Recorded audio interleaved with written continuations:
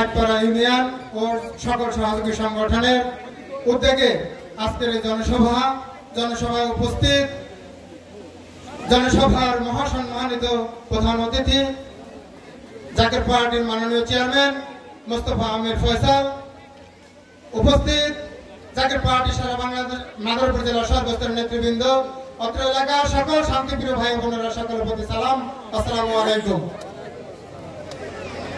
জিনার সেই মহা গুরুত্বপূর্ণ বক্তব্য শোনার জন্য আমরা প্রত্যন্ত অঞ্চল থেকে কষ্ট করে এখানে এসে সমবেত হয়েছেন।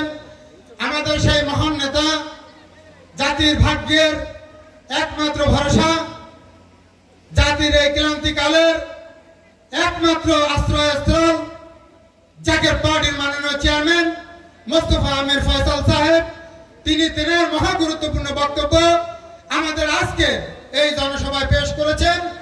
আমরা এই রাজরবাসী, ভাঙ্গাবাসী তথা মাদারপুর জেলার আওতাধীন সকল উপজেলাবাসী, জাকের পার্টি সহযোগী সংগঠন, অত্র এলাকার সমস্ত শান্তিপ্রিয় ভাই বোনেরা সকলেই আমরা নিজেদেরকে অত্যন্ত গর্ববোধ করি, কারণ সেই মহান নেতা তিনি আপনাদের আমাদের সকলের সম্মুখে তেনার সেই মহামূল্যবান বক্তব্য তিনি পেশ করছেন। আমাদের আর বক্তব্য থাকতে পারে না মনে করি।